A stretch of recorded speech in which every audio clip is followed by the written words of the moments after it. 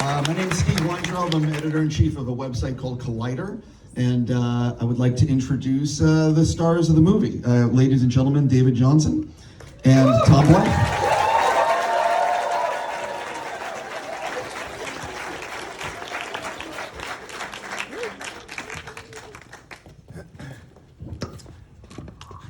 Hello. Hey guys.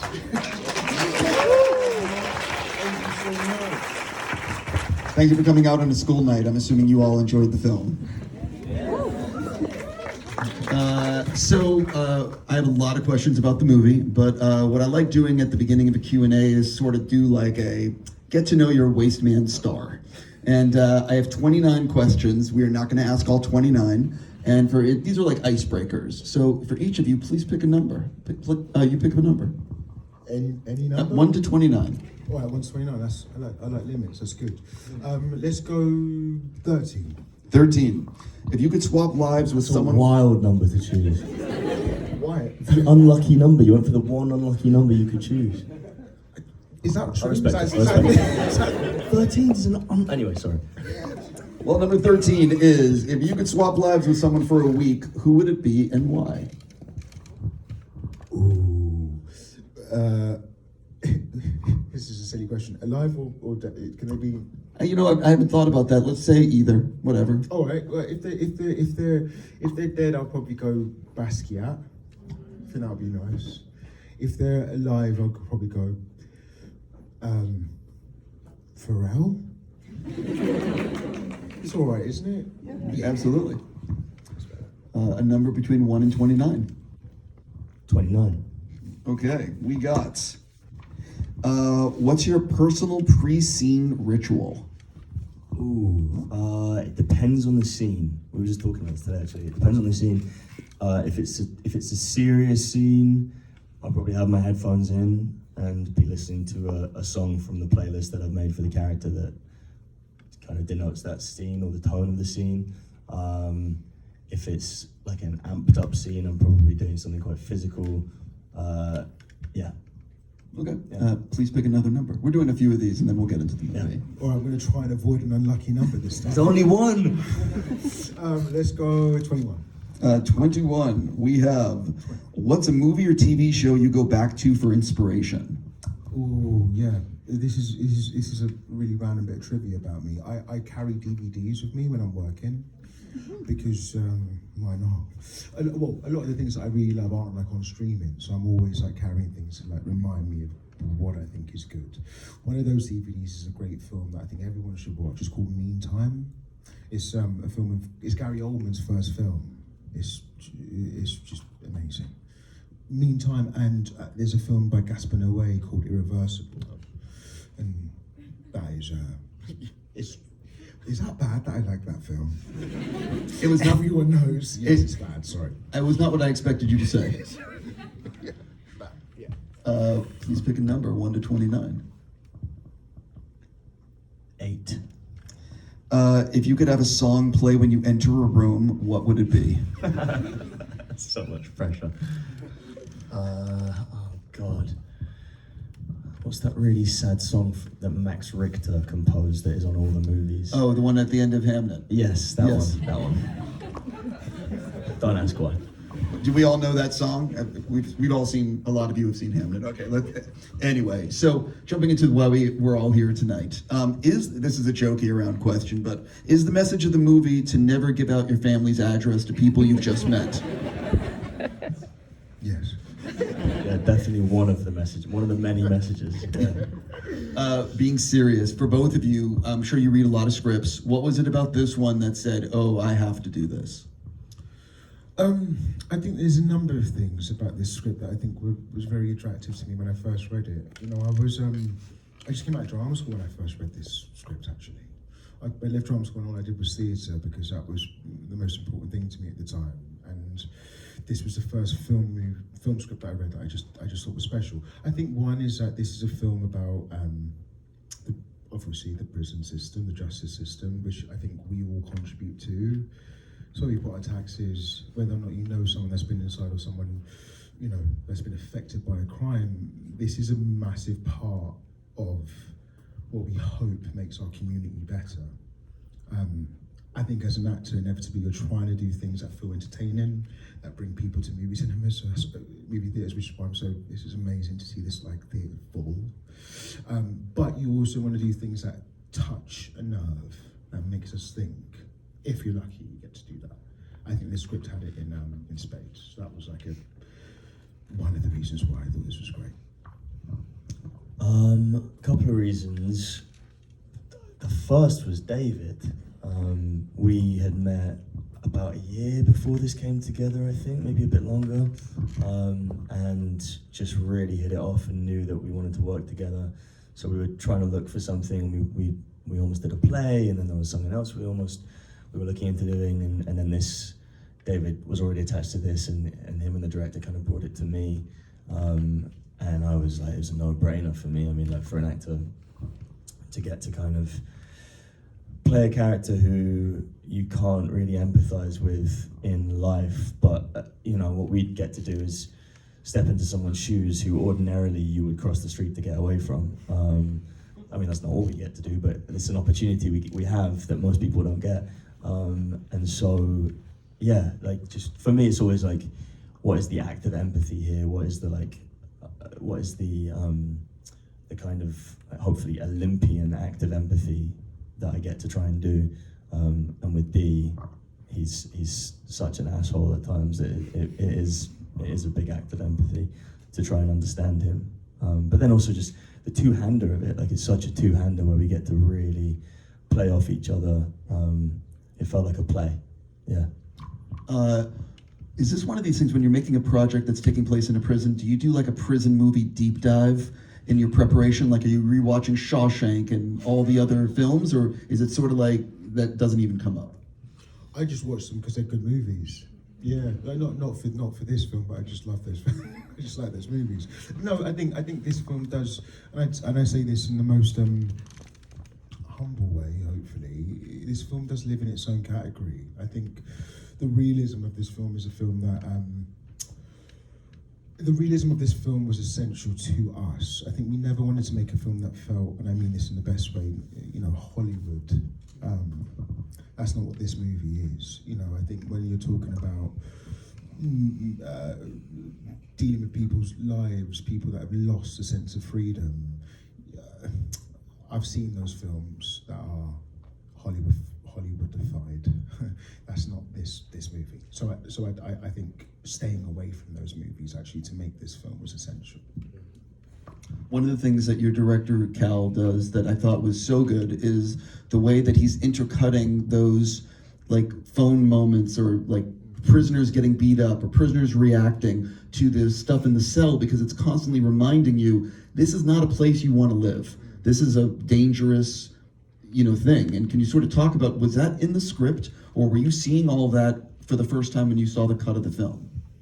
I mean, that stuff, Cal talks about this better than we ever could, but that stuff is the genesis of the film. He saw all that before he had the idea for the film, and it gave him the idea, and he wrote and directed a short film called Bossman, which was, I mean, it's not this film, but it is, you can see this film in it, and it's really harrowing, and it's like 4-5 minutes long. 1 minute, it's a 1 minute. Is that how? It's a 1 minute short film. It's brutal. Super short. If you have any, Yeah. if you like me at all, go home and watch Bossman. It's 1 minute. You probably find it on like a deep dive on Vimeo. I think it's on Vimeo as so well. good. Yeah. Yeah, but that was the kind of spark of it. He saw these videos online, and he was like, I can't believe people, first of all, that have phones in there and are documenting everything, and second of all, like, he just learned so much about the system that he didn't know, from the perspective of people inside, and I think it just sparked his imagination. Yeah. One of the things that I also really commend this film and both of your performances is sometimes you see movies and characters are just acting over the top or screaming or it just feels like they're in a different movie, you know, or like they're just acting, if you will. And both of you are like, deliver these realistic, grounded performances. Can you talk about how you figured out the line you wanted to play your characters, and how much was that Cal directing you? Could you sort of talk about the behind the scenes before you stepped on set that first day? Well, Our producer, Sophia Gibber, she's here somewhere, I can't see her, but she is a massive part. She's over there. Just want to make sure we can swarm her after this is done.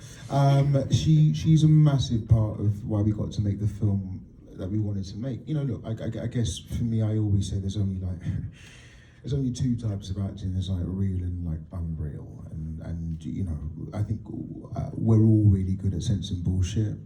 Even in fantastical worlds, I've done an alien film. Do you know what I mean? Like, so don't clap. Thank you. No, but I say all this to say, like, you know, when we're making this kind of film, I think the script was clear as day. This is a film that demanded the truth, and working with someone like Tom, I knew that we had a good shot at trying to get it. My part was mostly physical, you know. As you guys would have seen with Taylor, not only is he trying to get back to his young son on the outside, which is like what his drive and his motivation, but beyond that, he's got like a really bad addiction problem.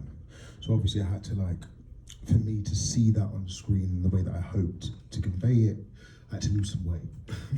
So I lost around 35 pounds just to make sure that he looked like emaciated. Almost metaphorical for what I think prison can do to you. But beyond that, you know, it was just about looking at Tom and getting all this shit that he was throwing at me, which was like wonderful. Not at the time, obviously, but looking back on it, I'm really grateful that I got to have a scene partner like him, man. It was really good. And it starts with good writing as well. Like for me, the first thing I'm looking at is like, on the page, is this something I've not seen before, but is it also something that feels like real people speaking? And it took me straight back to being a teenager in the north of England and reminded me of people that I knew, and I was like, I know these people. I don't know them in a prison cell, but I know them, I know how they grew up, I know these people, I grew up alongside them. And the writing is so good. And when it's that good, you just trust in the process, and you trust in the person opposite you, and if in doubt, you just listen to the person opposite you. And yeah, when it's someone as good and connected as David, you end up just in this kind of loop of listening and responding, and because the writing supports you, it's just like, it feels organic every time. Yeah. I'm fascinated by how actors get ready for that first day of filming. So for both of you, what are you like in the weeks leading up to the first day of filming something? Are you fun to be around? Are you like mentally just diving deep into whatever preparation you do? If you could both talk a little bit about like those weeks leading up to the first day of filming. We only had a week. It came together so quickly. There was no time. Yeah, no time. In the week leading up to the first day of film. No, you know, I say always with respect. I always feel like I'm not really a big fan of talking about like prep. I think inevitably whatever I say is going to be a little bit deceptive because I don't know what I'm like. You know what I mean? I don't know what I do to get into a role really. Everything is kind of different. What I do know is I was on 700 calories a day, which I think I was quite nice as a person. I think I was quite nice. But beyond that, I don't know. You know, you get to a place. I always say this with every role I'm lucky enough to do. You have to be obsessive over what you're doing. I think this job that we do is so awesome and can be so brilliant that the only way to honour it is to be obsessed with it. And I think I just try and get to that place. Yeah, I mean, I think the obsessive thing is kind of paramount to it, and that probably looks different for everyone. But yeah, I think you're thinking about it non-stop. You know, even if you're out with friends or whatever you're doing socially, I think you end up inevitably seeing it in everything you do. Yeah, so with something like, oh, that's where the microphone is. That's why you said it points in one direction. I'm getting it now. Sorry. You end up walking down the street and you can see it everywhere. Like, you see it in everything. And I think if you're seeing it in everything, you know that you're breathing it and living it enough. I think I'm always suspicious if I'm not seeing it in everything I'm doing. I'm like, I'm probably not invested enough, and there's probably someone who can do it better. I read, and I could be wrong, that you shot this in 18 days. That's accurate. That's accurate. And yeah, for people that, a lot of people here know the industry, 18 days is very, very fast.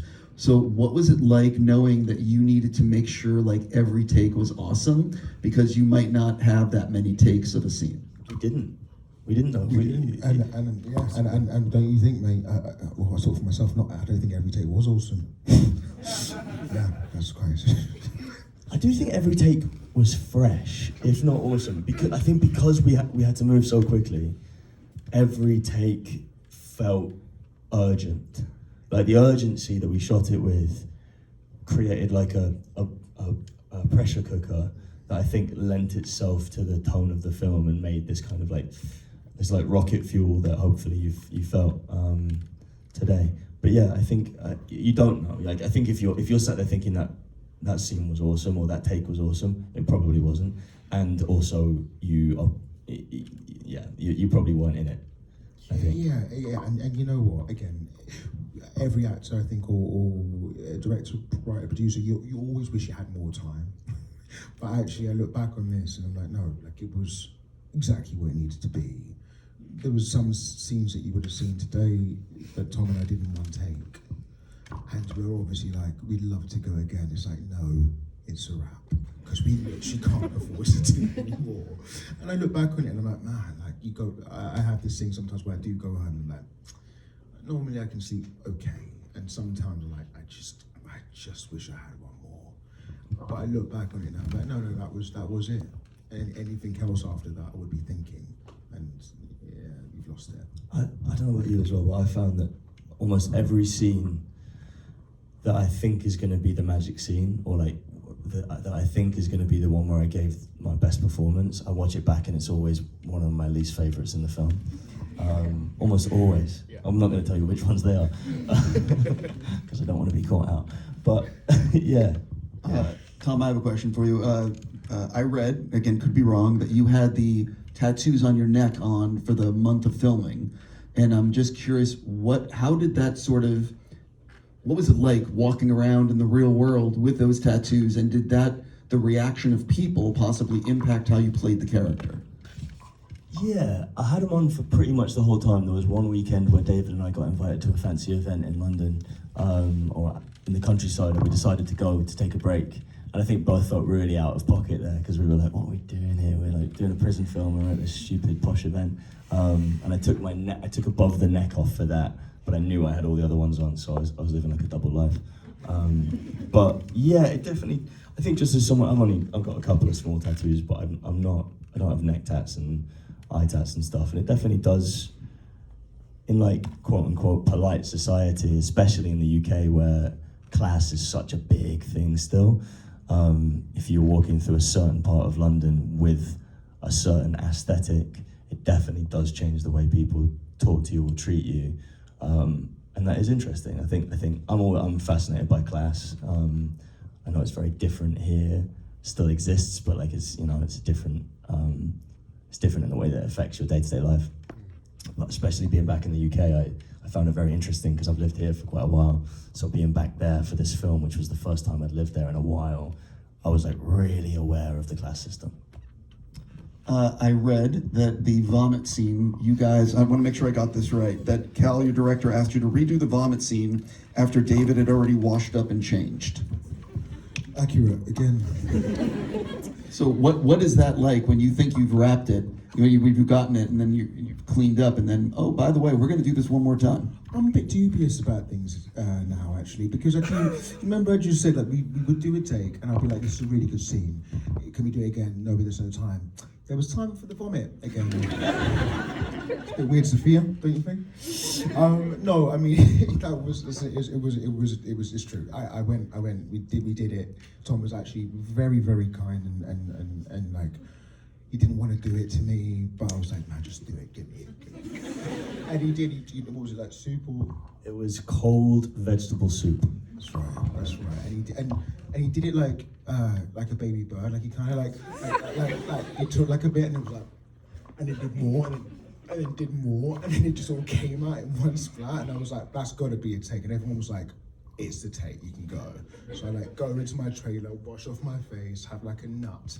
I'm like, I'm gonna go home. And then they were like, so sorry. Can we just do one more? You know what? I think the problem in that take as well was that there was too much vomit. I think they said it looked comical, right? Because I'd like gulped it down and kind of kept finding new corners of my mouth and throat that I could kind of like pocket it in, and then I did it and I thought I'd nailed it, and I was like, oh, I covered him that time. And I was like, yes, I was like, that's acting. That's why we went to drama school.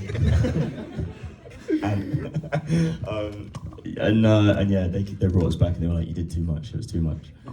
Yeah. Individual for you, Tom. I wrote this one down. Like, your character is not your typical quote unquote brute. He brings an Xbox, a Switch, like a party atmosphere into the prison cell. Why do you think Dee feels the need to perform this like king of the block persona so loudly, especially when he's also selling drugs? It's what he's used to.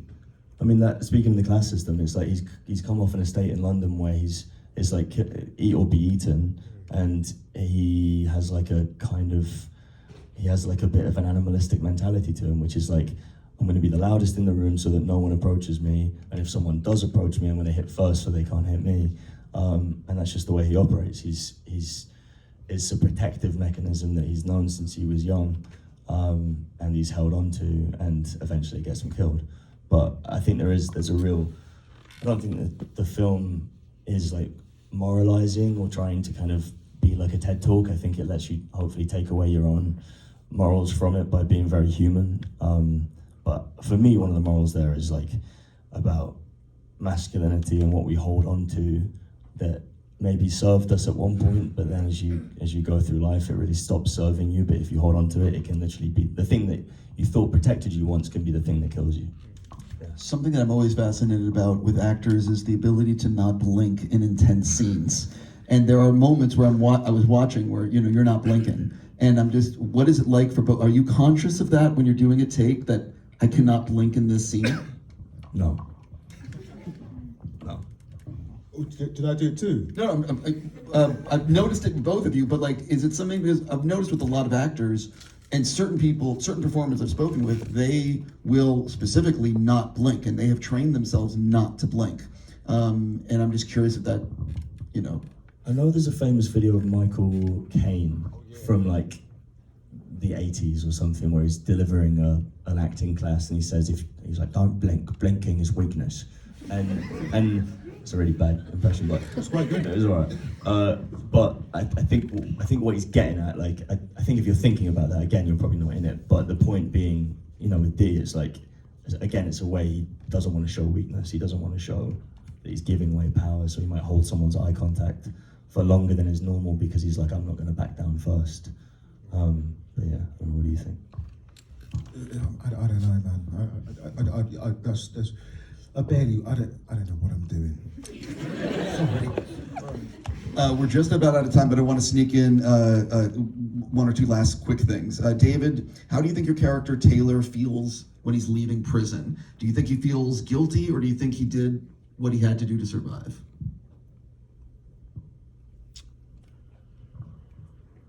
What do you think?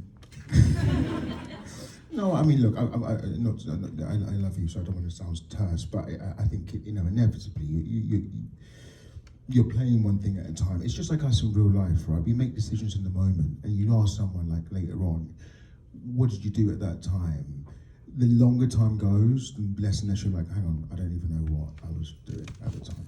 I look back on it, and I don't know what Taylor was thinking at the time, but I think it's a combination of probably everything. I'll actually stop there and just say thank you so much for making the movie. Congratulations on it. You both did such excellent work. And for the audience, please, a round of applause for Tom and David. I do have a favor to ask. They actually have to go to another Q&A, so if everyone could actually stay seated, that would be amazing. So that way you guys can go and make the other one. But thank you guys so much. It's like amazing just to see an audience like watching this movie, and like not just an audience, but like, I mean this in the best way, like an American audience. This is so sweet. So thank you guys like so much for coming to see this film. Thank you. Cool. Everyone have a great night. If you guys want to go to the thing, thank you so much.